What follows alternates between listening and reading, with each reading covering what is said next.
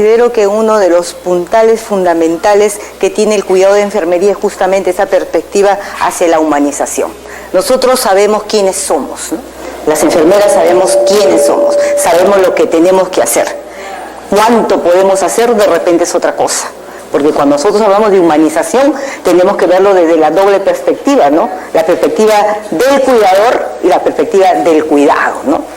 Entonces, esas son dos perspectivas importantes que tenemos que tener en cuenta. Entonces, yo siempre digo, bueno, me cuesta a veces un poco hablar de la parte ética, de la parte de humanización, cuando tenemos una realidad a nivel de los hospitales, pues realmente difícil, ¿no? ¿Cómo le exijo a una enfermera humanización? ¿Cómo le exijo a una enfermera ética cuando no le doy las condiciones para que pueda trabajar de esa manera? Porque una enfermera para áreas críticas, para 4 pacientes, con ventilador, con un TIF por encima de 40, definitivamente es pedirle, disculpen la expresión, peras al olmo, ¿no? Yo sé que no lo va a hacer, no lo puede hacer, cumplirá con lo que puede hacer, pero no puede hacerlo, no puede cuidar adecuadamente. Entonces, en esa perspectiva tenemos que tener claridad que hay dos situaciones, la del personal que da el cuidado y evidentemente el que recibe ese cuidado. Y en ese marco está metido todo un entorno, ¿no? Que viene desde la parte de gobierno, de toma de decisiones, para que justamente esta calidad de pacientes tengan lo que requiere para que el trabajador tenga también todas las condiciones para brindar calidad de servicio, calidad del cuidado. Así, en esa perspectiva, yo quiero previamente decirles esto, ¿no? Porque yo voy a hablar mucho de la humanización, pero habrá pues quien me diga, ¿y quién me cuida a mí? ¿Quién me cuida a mí?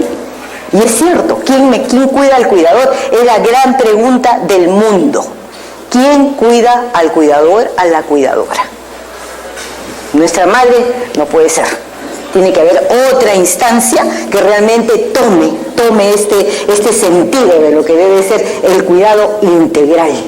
Ese es, ¿no? Entonces vamos a empezar y lo que nosotros vamos a ver ahora es el cuidado humanizado, viendo fundamentalmente lo que es la dignidad humana, el cuidado per se y la ética en enfermería, que si bien se quiere, van de la mano. Entonces, cuando nosotros hablamos de humanización, cuando hablamos de ética, tenemos que tener muy claro hacia dónde está yendo el cuidado, primariamente a cuidar la dignidad de la persona. La dignidad de la persona. Y nos preguntamos de repente, ¿qué es la dignidad? ¿Qué puede ser la dignidad? ¿Qué piensan ustedes que puede ser la dignidad? ¿Todos somos dignos? ¿Hay gente más digna que otra? Son conceptos que de repente tenemos que revisarlos para entender la connotación que tiene nuestro cuidado. Y de ahí surgen pues posturas filosóficas, posturas éticas y muchos científicos, muchos investigadores, muchos filósofos han hablado y han escrito al respecto, ¿no? Entonces vemos nosotros acá que tenemos una postura filosófica que dice que manifestación de la vida, los potenciales superiores. ¿Qué significa eso? Que el ser humano es el que tiene dignidad. El ser humano es el que tiene dignidad. Porque yo amo a mi perro. La adoro. A mi pajita. Se llama así mi perrita, pajita. Yo la adoro, pero ¿tiene dignidad? Ahora está en controversia, porque se está hablando de seres vivos, pero hasta ahorita la dignidad es del ser humano. Y existe la postura ética, vos es uno de los que mucho ha estudiado el eticismo y ha estudiado el camino hacia la humanización, dice, todos los actos que respeten el señorío del hombre, estoy pensando en su dignidad. Entonces, pensemos qué es la dignidad, de dónde viene la dignidad. Y ahí tenemos definitivamente que examinar, analizar las fuentes de donde viene este término, de donde viene esta esencia de la persona, del ser humano. Y encontramos que hay 4 raíces, 4 fuentes. La primera dice la dignidad de la sustancia. ¿Qué significa eso? ¿Qué sustancia es digna? Esta es la dignidad fundamental del ser humano, porque esa es la dignidad ontológica, que implica que yo soy digna desde que soy concebida. Desde que se unió el espermatozoide con el óvulo, desde ahí ya tengo dignidad. Desde ahí ya soy digna. Es controversial, ciertamente, es controversial porque nos chocamos con una serie de filosofías, de ideologías y de conceptos que eso ya parte por cada uno de nosotros, ¿no? Entonces, yo digo que la dignidad, no porque yo lo diga, ¿no?, sino porque así lo determina quienes saben más que nosotros y lo han estudiado desde hace muchísimo tiempo. Surge la dignidad de la persona de manera ontológica desde que es concebido. Así que desde ahí tenemos dignidad. ¿Eso qué implica? Que no la perdemos nunca. Bajo ningún concepto se pierde esa dignidad. Puedo perder de repente otras, pero esa dignidad no la pierdo por nada, por nada. De ahí que nosotros, los que trabajamos en salud, principalmente enfermeras y enfermeros, pues me viene un criminal, un violador, un terrorista, y tenemos que cuidarlo. Tenemos que cuidarlo porque yo estoy respetando la dignidad de esa persona. La estoy respetando, y como ese es mi sentido del quehacer, el cuidado de la persona, lo primero que tengo que hacer es respetar su dignidad. Sin embargo, también tenemos otras dignidades, ¿no? La dignidad de la personalidad despertada. ¿Qué significa? Que cuando yo tengo conciencia de las cosas, también me da una dignidad. El tener discernimiento, el establecer esto es bueno y esto es malo, también me da una dignidad. Es una mujer muy digna porque correctamente va en la vida. Entonces es un hombre correcto, es un hombre digno, ¿no? Eso también es otra característica que me da como persona, como ser humano, dignidad. También tenemos la dignidad de la realización de la vocación personal. Yo soy enfermera y eso me da una dignidad, de repente más que otras profesiones, de eso estoy convencida. Soy digna también porque tengo una profesión y estoy respondiendo a las necesidades de una sociedad que requiere de esta profesión. O sea, que yo tengo una profesión, también me da una dignidad. Y la dignidad como don. También la sabia naturaleza de repente dotó a alguien pues de una gran inteligencia, virtuosa, toca violín, piano, un IQ altísimo, muy bonita, bellísima. Entonces también me va a dar una dignidad. Sin embargo, yo puedo perder todas estas, entre comillas, dignidades que son fuentes, son raíces, pero esta dignidad no la pierdo nunca. Nunca, nunca, nunca, sea quien fuere. De repente estoy en coma, ¿perdí la dignidad? No le he perdido la dignidad. De repente no soy nada, ¿perdí la dignidad? Tampoco. No soy bonita, cosa que no es cierto, por cierto, lo aclaro, por si acaso. No perdí la dignidad tampoco. Entonces es fundamental que nosotros hagamos estas disquisiciones para saber la connotación que tiene nuestro cuidado. Entonces, este cuidado de enfermería, más en las unidades críticas, porque el cuidado y la humanización es igual en todas partes. No es más humano en UCI, no es más humano en cirugía, no es más humano en consulta externa, no.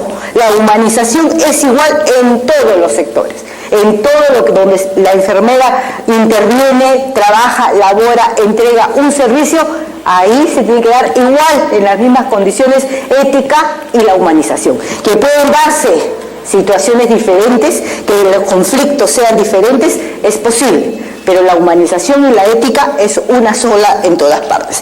Entonces decimos el cuidado de enfermería es más una actitud antropológica antes que una técnica. Yo creo que estamos totalmente convencidas que ella. La enfermería no es procedimental. La enfermería es un cuidado, y ese cuidado es un proceso. Es un proceso que nosotros realizamos con un cuerpo de conocimientos que tenemos que aplicarlo para poder intervenir en este tipo de pacientes. Entonces, definitivamente, cuando nosotros decimos que es una actitud más que una técnica, ¿qué implica? Que la aptitud, AP, La aptitud es importantísima, es mi conocimiento, es mi seguridad, es mi respaldo académico, pero más importante es la actitud que yo le voy a poner con estos pacientes, porque no es igual que yo vaya a un paciente, ¿cómo está usted, señor? Y ni siquiera esperé que me respondiera. Usted diría, yo soy fulanita de tal y lo voy a atender. Es una confrontación diferente. Entonces, esa actitud es lo que nosotros tenemos que incorporar a lo que es la aptitud de la enfermera. Requiere comprender, es decir, sentir como el otro. ¿Cómo me gustaría a mí ser tratado? ¿Cómo me gustaría a mí que traten a mi hijo, a mi padre, a mi esposo, etcétera, etcétera? Ponerme, eso es lo que llamamos nosotros la empatía. Empatizar con la otra parte, para saber realmente cómo respondería yo como cuidadora frente a un problema similar. Requiere, por tanto, igualmente, más que una aptitud, una actitud.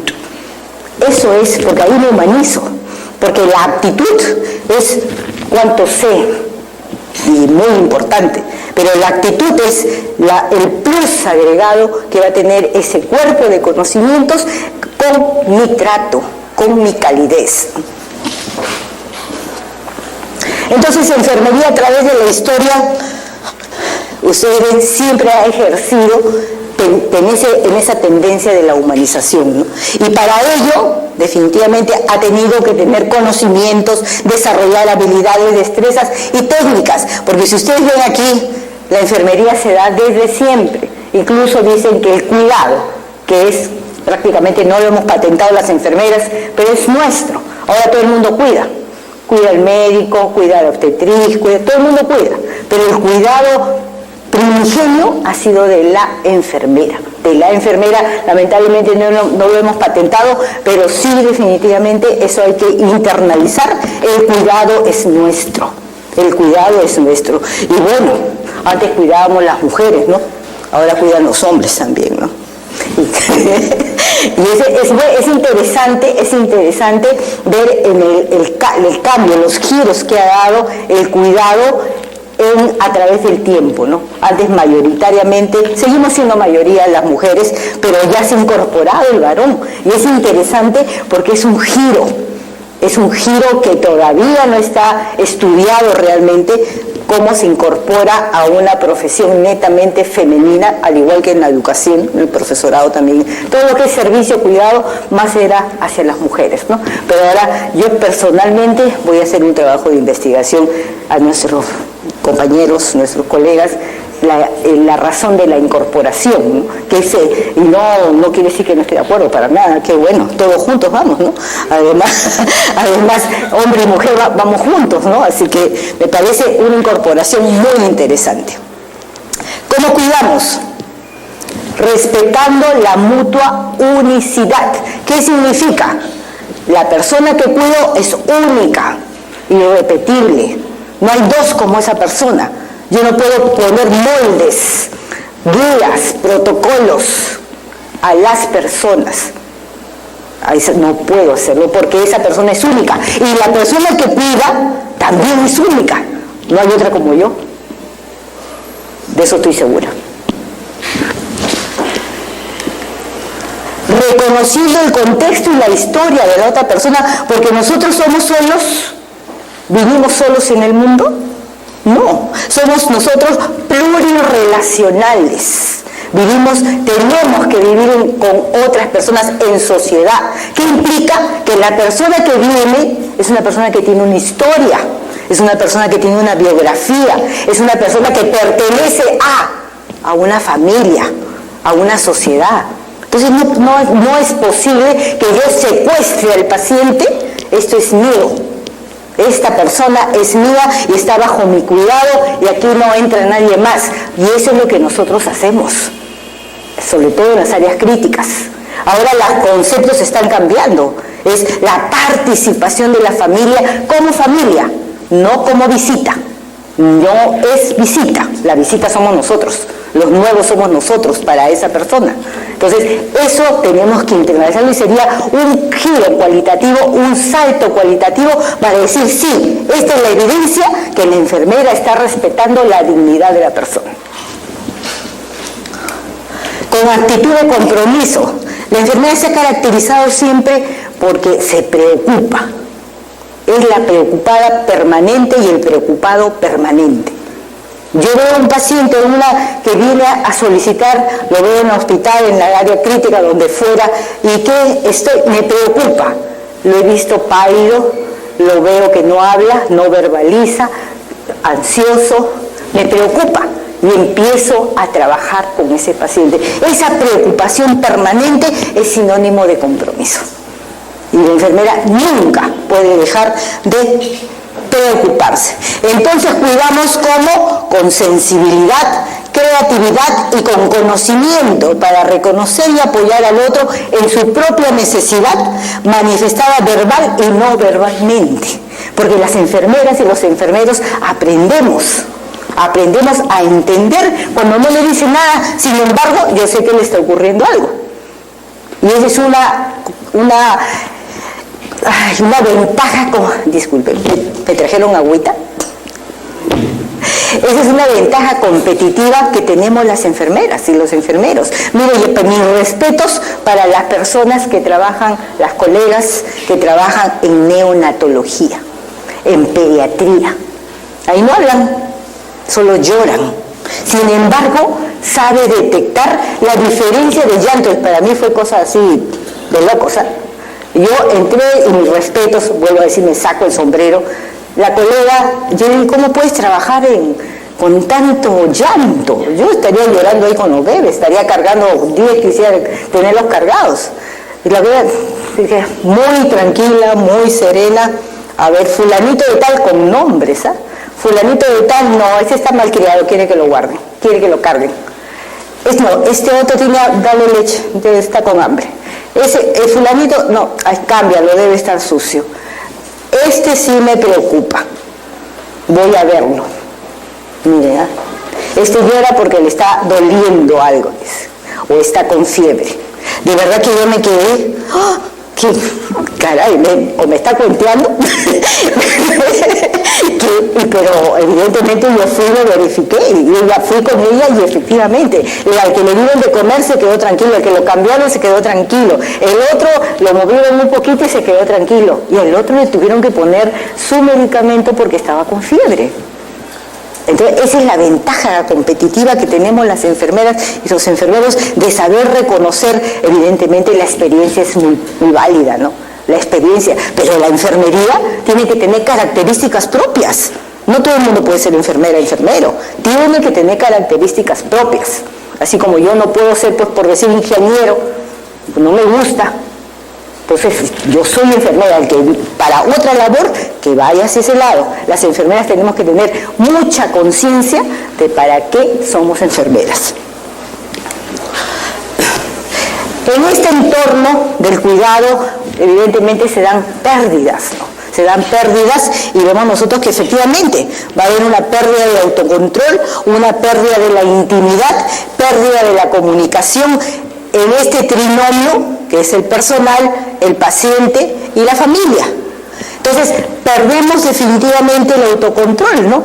Porque ya el paciente dejó de tener control de su cuerpo para que sea controlada por otra persona. Dejó de tener intimidad, su cuerpo dejó de ser suyo, para pasar a pertenecer a todo un equipo. Y el apego de la intimidad es lo último que la persona quisiera perder.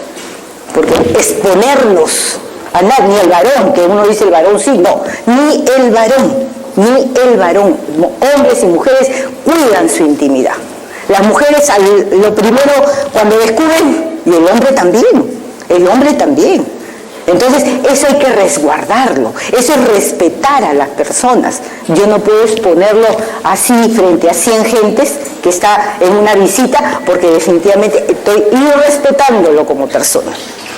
Pérdida de la comunicación, evidentemente, ¿no?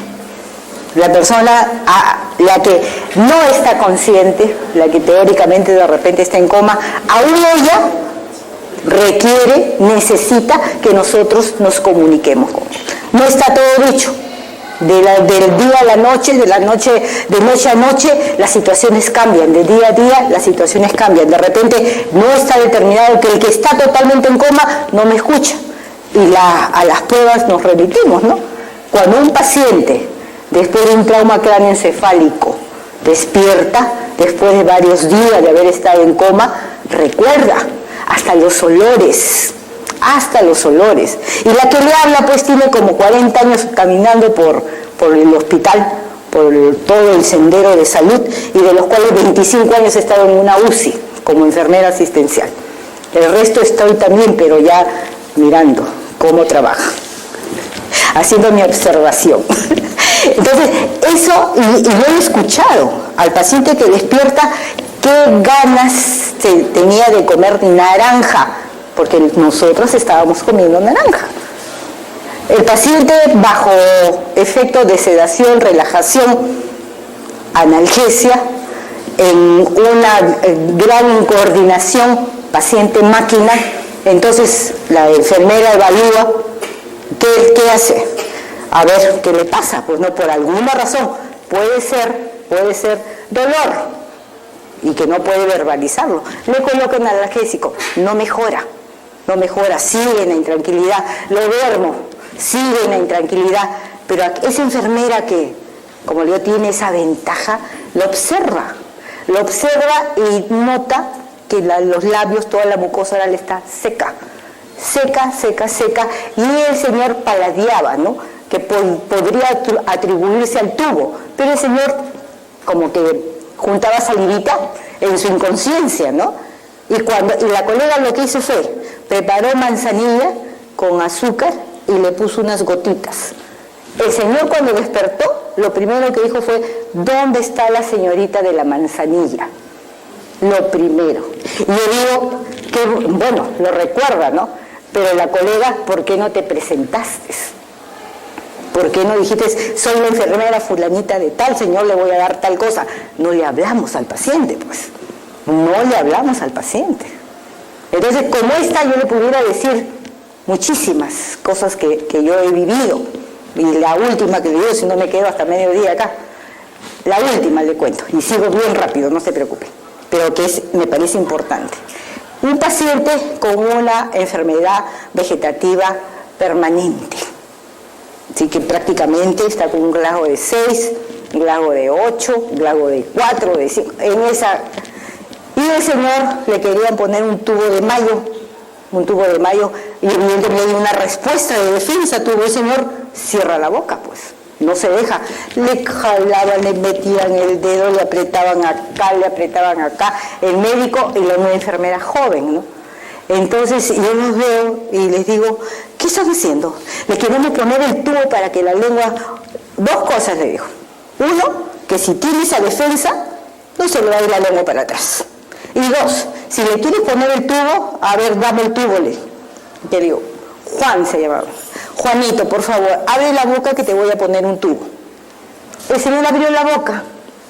Les juro que abrió la boca. Y yo, ¿este señor necesita un tubo? No necesita un tubo, pues. Entonces, ¿qué es lo que pasa? Efectivamente, la pérdida de la comunicación es real, ¿no?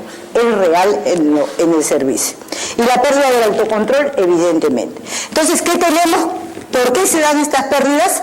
Porque tenemos un ambiente totalmente tecnificado, seres humanos que luchan por su vida porque evidentemente están amenazados, hay dolor, hay insomnio, sueño obligado porque a veces queremos que esté despierto cuando yo lo controlo y quiero que duerma cuando yo quiero que duerma, ¿no? Dependencia, pérdida de la autonomía, dejé de ser para pertenecer y el ser humano no es así. Entonces el cuidado humanizado tiene que ser, para que sea eficaz, respetuoso de la vida humana y la dignidad, solidario, homogéneo, debe ser individualizado, integral, continuo, sensible, seguro y oportuno. Ese es nuestro cuidado. Sin embargo, nosotros tenemos qué piensa el paciente con respecto a lo que enfrenta en una unidad de cuidados críticos o en cualquier tipo de hospitalización. Siente terror, miedo. Esa es su fase, angustia. ¿Qué me va a pasar, no? ¿Qué me va a pasar? Estoy solo. Estoy en el aire y estoy solo. Y la mano humana no es la que yo estoy cogiendo, sino estoy cogiendo un enchufe. Esa es la percepción que tiene un paciente. No tengo a la persona, al ser humano, a mi par, si se quiere, como persona, sino tengo ahí mi máquina. Entonces, eso es la imagen que tiene un paciente en las unidades críticas. ¿Por qué razón? Está solo, está aislado. El aspecto es siniestro porque veo máquinas y pacientes que están peor que yo, rodeado de máquinas y principalmente atendido por personas que no le hablan. Y la muerte, definitivamente, rondándolo permanentemente. Entonces, en este cuidado, nosotros vemos que la acogida y el acompañamiento, esencia de nuestro cuidado, tiene 3 significados, que lo habíamos mencionado. Reconocer al otro como ser humano, intercambio de confianza. Yo tengo que darle confianza, mi paciente tiene que tener confianza en mí. ¿Y eso qué implica? Yo no puedo hacer juicio de valor en absoluto. Que malcriado, que cochino, que maleducado, que no puedo porque lo hacemos. Este paciente es un malcriado, contesta mal. No podemos porque esa persona está enferma. ¿Cómo está reaccionando? ¿Cuál es su respuesta humana a esa situación? Es lo que estamos viendo, ¿no? Entonces, nosotros no podemos juzgar a priori absolutamente nunca. Importancia de la escucha, de la mirada y de la voz. Toda la gestualidad que nosotros podamos tener positiva para el paciente, debemos utilizarla. La sonrisa.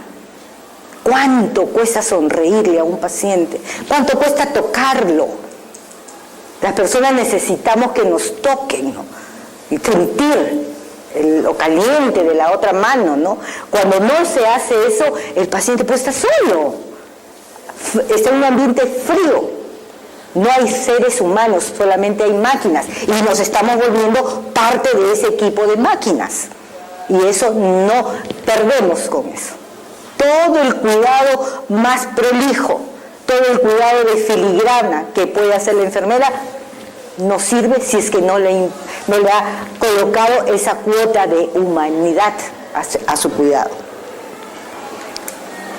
Entonces la humanización es un proceso de comunicación y apoyo mutuo entre las personas, encauzada hacia la transformación y comprensión del espíritu esencial de la vida.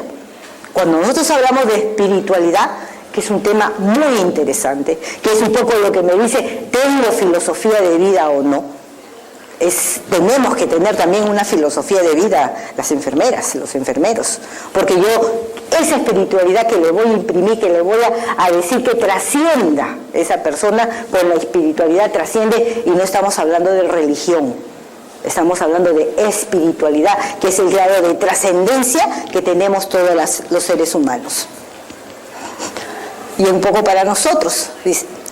Jasper en 1962 ya decía, la idea del humanismo, la segunda columna de la práctica de enfermería junto a la ciencia, se abandona en proporción creciente. Es muy probable que en esto influyan el tecnocentrismo y la frustración cada vez más presentes en la medicina actual. 1962, ya se preveía lo que estaba ocurriendo, ¿no? O lo que iba a ocurrir. Entonces nosotros sí, las máquinas nos han ayudado tremendamente porque cuando yo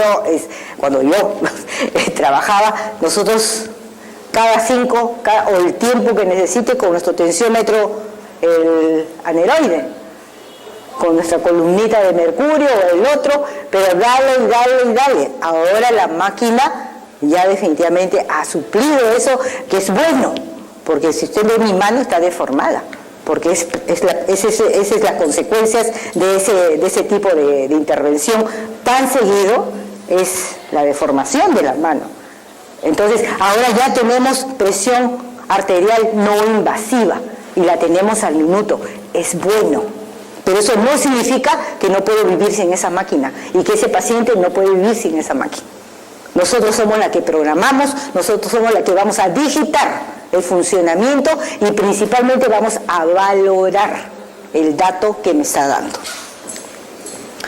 Entonces, cuando ya estamos nosotros viendo lo que es enfermería, lo que es el cuidado de enfermería, ya entiendo pues que nosotros cuidamos, ¿qué cosa?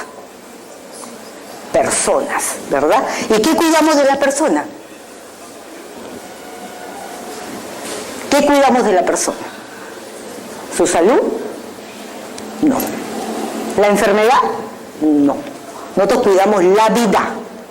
Cuidamos la vida de esa persona. De ahí la diferencia del quehacer entre unos y otros. Nosotros cuidamos la vida. Cuidamos la vida humana. Y este cuidado de la vida humana es un proceso dinámico denominado proceso vital humano. Nosotros cuidamos a través de este proceso vital humano. Y en este proceso vital humano, ¿qué nos encontramos a las personas, los seres humanos? En dos situaciones, o digamos en dos polos, lo que es la vida y lo que es la muerte, porque todos nacemos, tenemos vida y nos morimos, todos. En este tránsito tenemos sí dos situaciones. Una es la salud, entendida como mi vida actual, y la enfermedad, entendida como vida minimizada. Entonces, para hacer posible este proceso vital humano, teniendo en cuenta estas dos situaciones por las que todos pasamos, yo necesito, para ser enfermera, de la complementariedad de otros saberes. Porque no solamente me enseñan enfermería, a mí me enseñan biología, me enseñan farmacología, me enseñan ciencias sociales, me enseñan psicología, me enseñan estadística, me enseñan gerencia. Entonces, todos esos conocimientos es necesarios y todos ellos tienen como base la ética. Todos ellos tienen como base la ética. Por ello que nosotros tenemos siempre en nuestro cuidado que tener en cuenta que si no cumplo con los principios éticos o colisiono con alguno de ellos, el trabajo es defectuoso. Entonces cuando yo he hecho uso de las ciencias y estoy utilizando la ética, estoy entrando a ver o a trabajar dialógicamente con el paciente a través de la intersubjetividad. Y esa intersubjetividad es lo que me permite, porque no es otra cosa que la comunicación dialógica entre el cuidador y a la persona que estamos cuidando.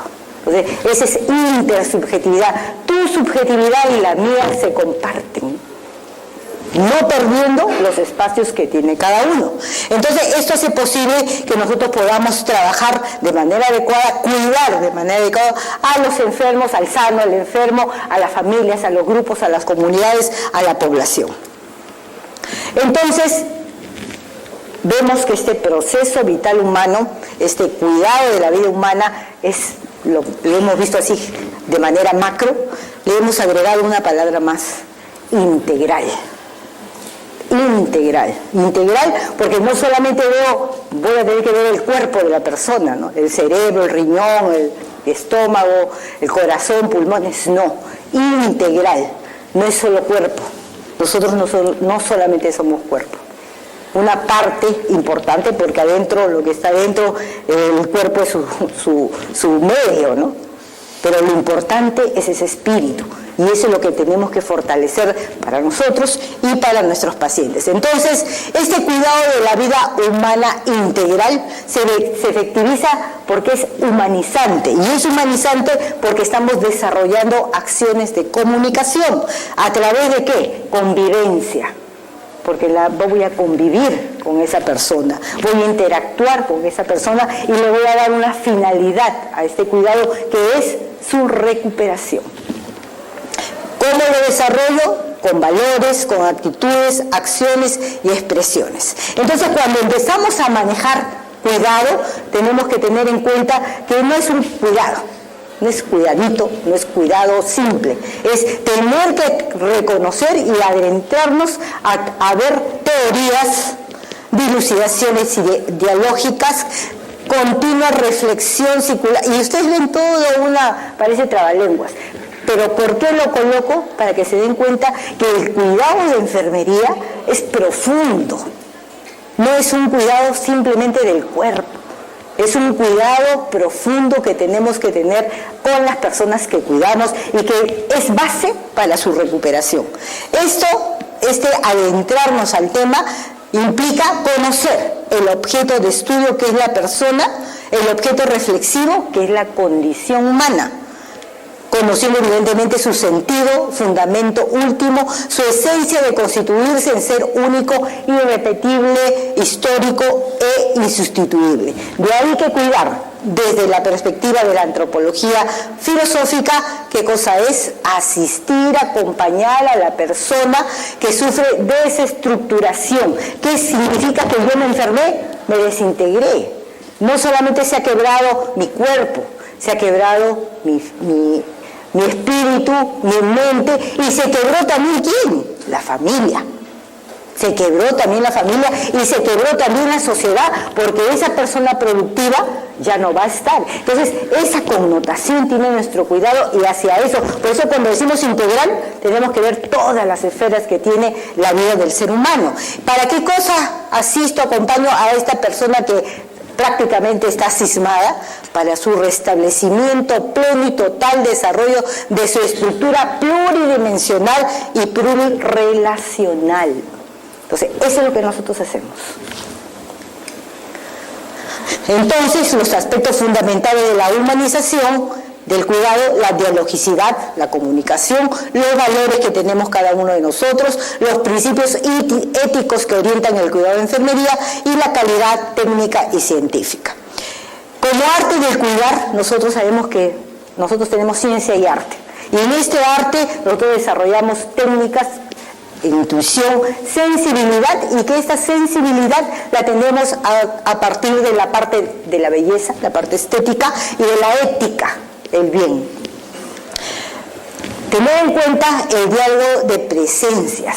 No somos iguales. El paciente tiene su espacio y la enfermera y el enfermero tienen el suyo. Entonces hay una diferencia. Entender palabras y silencios, la verbalidad y no verbalidad intrínsecamente unidas que tenemos nosotros que entender cuando cuidamos. Entonces, en esta comunicación y el cuidado de enfermería, de la palabra simple hemos pasado al diálogo, con confianza, con respeto mutuo y utilizando principios bioéticos. Ahí sale mi palomita de la paz.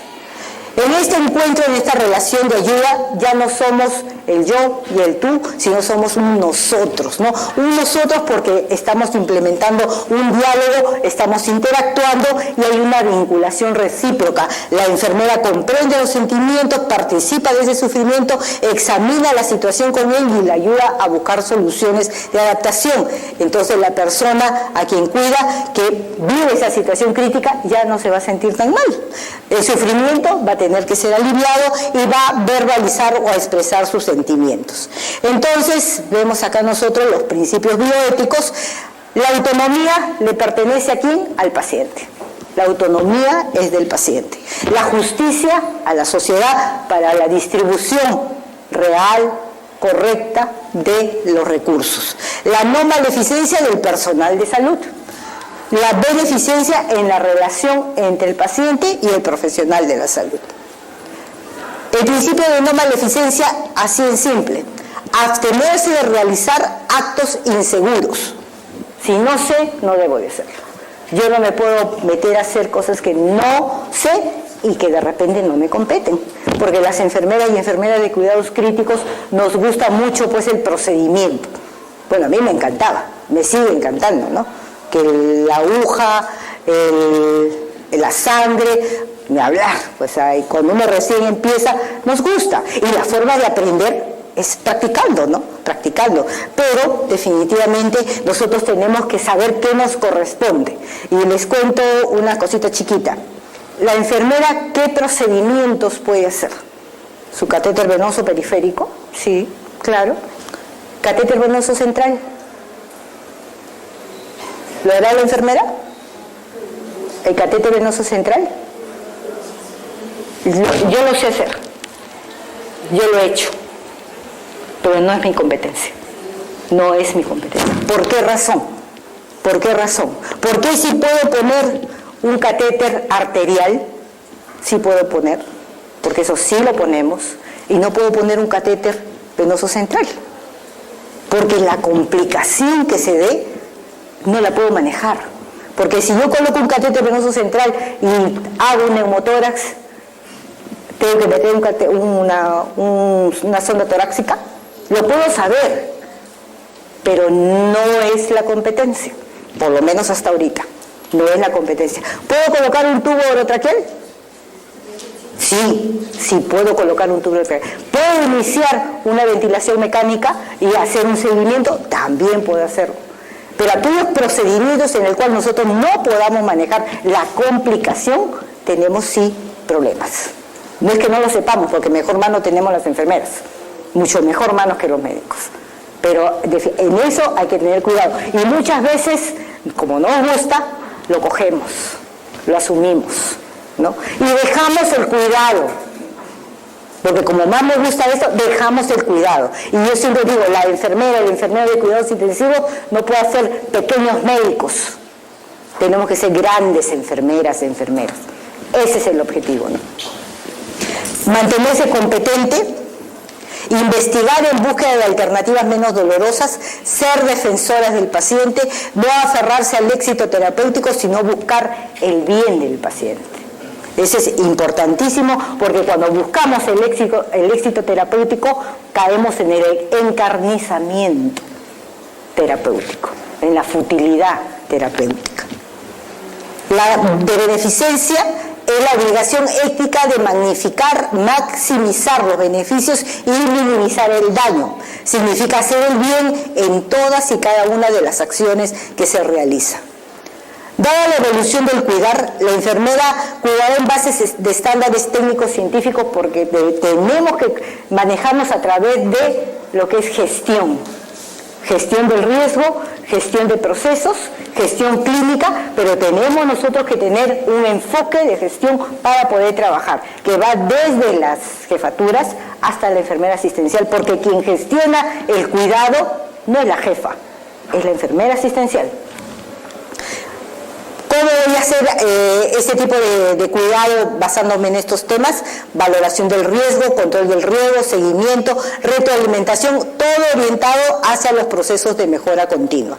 Y entonces cuando hablamos de prevención del riesgo, definitivamente tenemos dos enfoques, ¿no? Uno relacionado a la gestión proactiva y otro relacionado a la gestión reactiva.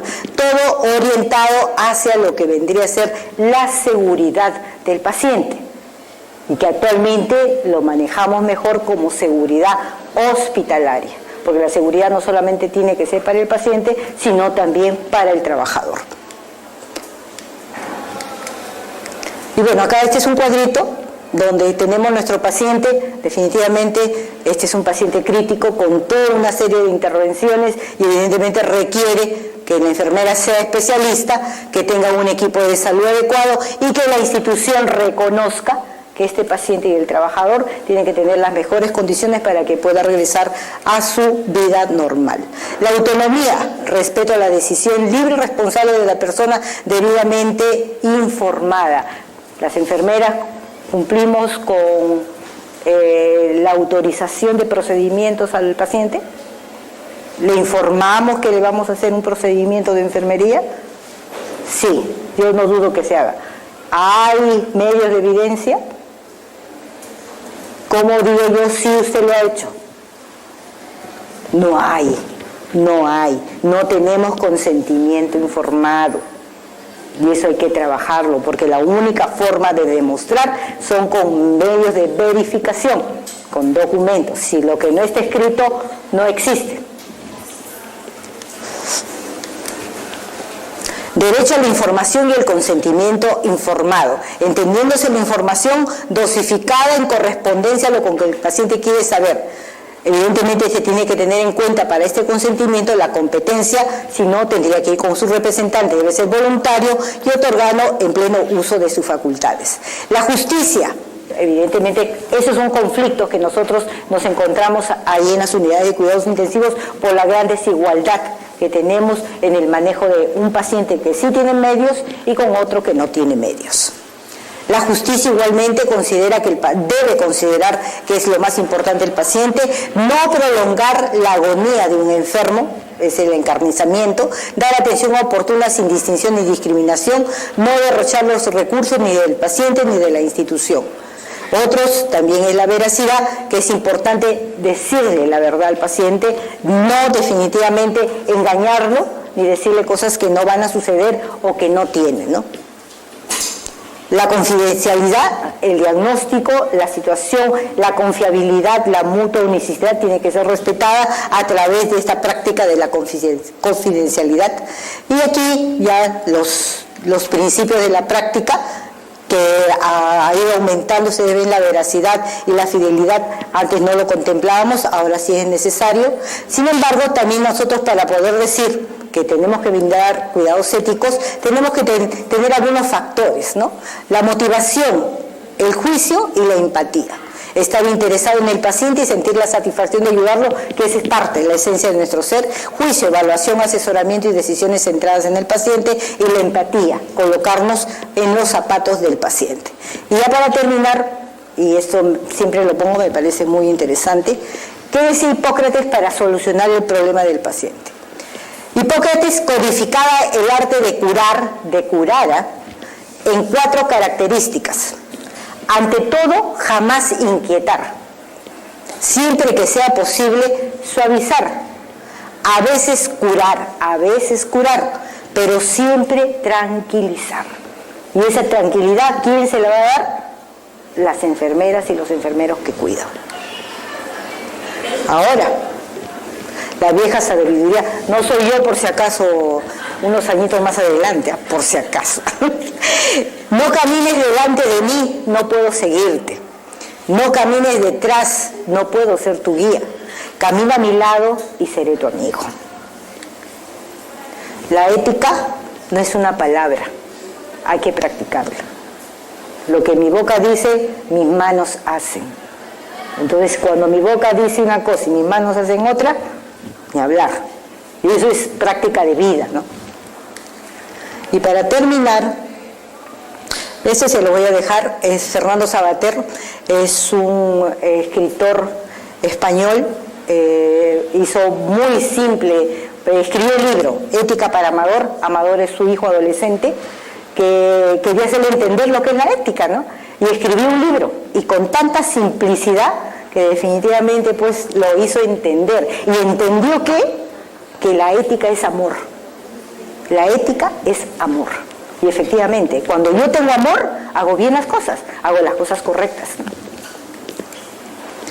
Bueno, les deseo felices fiestas navideñas, un próspero 2015, pero ahí nomás no queda la cosa. Yo tengo un regalo para ustedes, tengo ahí